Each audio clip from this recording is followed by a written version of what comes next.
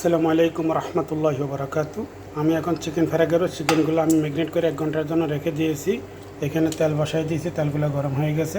বিসমিল্লাহির রহমানির রহিম দিয়ে দিতেছি। দেখুন, দেখতে থাকুন আমার রেসিপিটা। যদি আপনাদের ভালো লাগে আমার ভিডিওটা, তো লাইক কমেন্ট শেয়ার করবে, পাশে থাকবেন। আমি নতুনদেরকে বলি, আপনারা ফেসবুক কাজ করতেছেন, কাজ করতে থাকুন, ইনশাআল্লাহ সফলতা আসবে।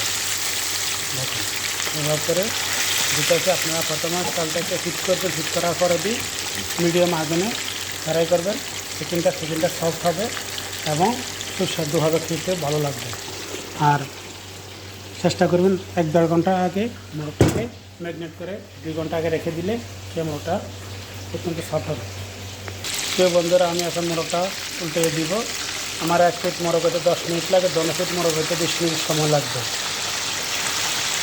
যদি আমার রেসিপিটা আপনাদের ভালো লাগে, লাইক কমেন্ট শেয়ার করবে, সাথে থাকবেন। আর যারা ফেসবুক প্ল্যাটফর্মে কাজ করেন, হিংসা করেন, মন থেকে ভালোবাসে, সবাই সবার সাথে যুক্ত থাকবেন।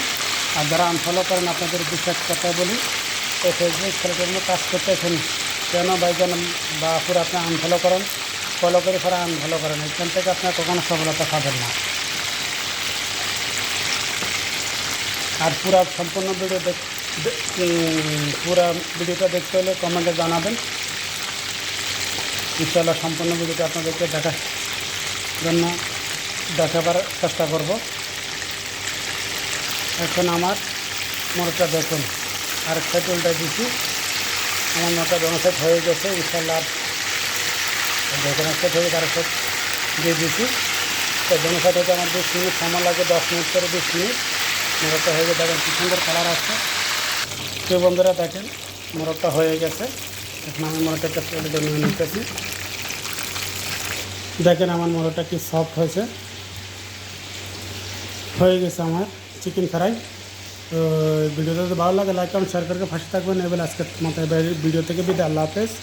সবাই ভালো থাকবেন, সুস্থ থাকবেন, এটা দোয়া কামনা করি। আমার জন্য সবাই দোয়া করবেন।